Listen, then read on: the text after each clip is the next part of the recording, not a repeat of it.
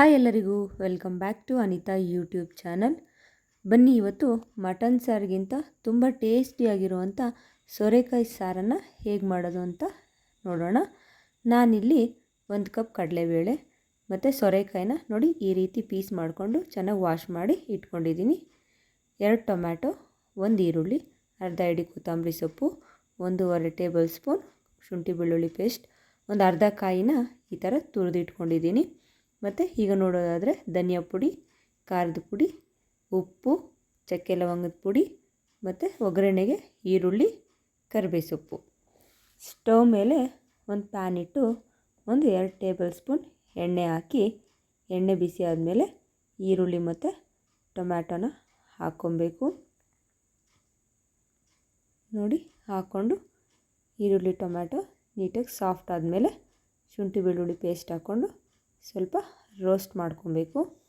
ಇದು ರೋಸ್ಟ್ ಆದಮೇಲೆ ಕಾಯಿನ ಹಾಕ್ಕೊಂಡು, ಕಾಯಿ ಹಾಕಿದ್ಮೇಲೆ ಕೊತ್ತಂಬರಿ ಸೊಪ್ಪನ್ನು ಹಾಕ್ಕೊಂಡು ಚೆನ್ನಾಗಿ ಕಲಿಸ್ಕೊಬೇಕು.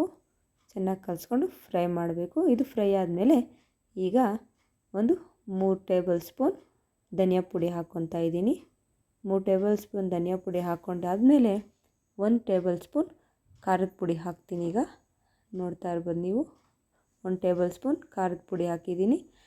ಅರ್ಧ ಟೀ ಸ್ಪೂನ್ ಚಕ್ಕೆ ಲವಂಗದ ಪೌಡ್ರ್ ಹಾಕಿ ಮತ್ತೆ 10 ಸೆಕೆಂಡ್ ನೀಟಾಗಿ ರೋಸ್ಟ್ ಮಾಡಿ 5 ನಿಮಿಷ ತಣ್ಣಗಾಗಕ್ಕೆ ಬಿಟ್ಟು ಜಾರ್ಗೆ ಟ್ರಾನ್ಸ್ಫರ್ ಮಾಡಿ ನೋಡಿ ಈ ರೀತಿ ರುಬ್ಬಿ ಒಂದು ಸೈಡ್ಗಿಟ್ಟು, ಈಗ ಮತ್ತೆ ಸ್ಟವ್ ಮೇಲೆ ಕುಕ್ಕರ್ ಇಟ್ಟು 1 ಸೌಟ್ ಆಗೋಷ್ಟು ಎಣ್ಣೆ ಹಾಕಿ, ಎಣ್ಣೆ ಬಿಸಿ ಆದಮೇಲೆ ಸಾಸಿವೆ ಹಾಕಿ, ನಂತರ ಈರುಳ್ಳಿ ಹಾಕ್ಕೊತಾ ಇದ್ದೀನಿ ಒಗ್ಗರಣೆಗೆ.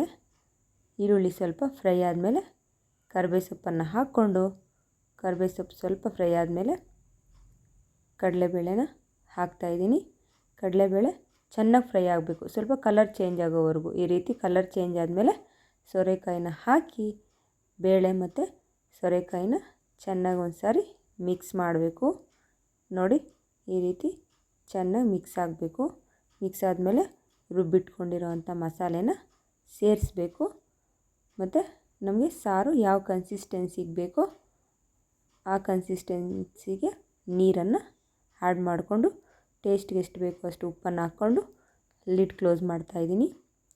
ಲಿಡ್ ಕ್ಲೋಸ್ ಮಾಡಿ 2 ವಿಸಿಲ್ ಬಂದಮೇಲೆ ನಮಗೆ ಸೂಪರ್ ಟೇಸ್ಟಿಯಾಗಿರುವಂಥ ಸೋರೆಕಾಯಿ ಸಾಂಬಾರು ರೆಡಿಯಾಗಿದೆ. ಮುದ್ದೆ, ಅನ್ನ, ಚಪಾತಿಗೆ ತುಂಬ ಟೇಸ್ಟಿಯಾಗಿರುತ್ತೆ ಇದು. ನಿಮ್ಮನೇಲಿ ನೀವು ಒಂದ್ಸರಿ ಟ್ರೈ ಮಾಡಿ, ಟೇಸ್ಟ್ ಆಗ ನಿಮಗೆ ಗೊತ್ತಾಗುತ್ತೆ ಸೂಪರಾಗಿರುತ್ತೆ ಅಂತ ಹೇಳ್ತಾ ಈ ವಿಡಿಯೋ ನೋಡ್ತಾ ಇರೋ ಎಲ್ಲರಿಗೂ ಥ್ಯಾಂಕ್ ಯು ಸೋ ಮಚ್.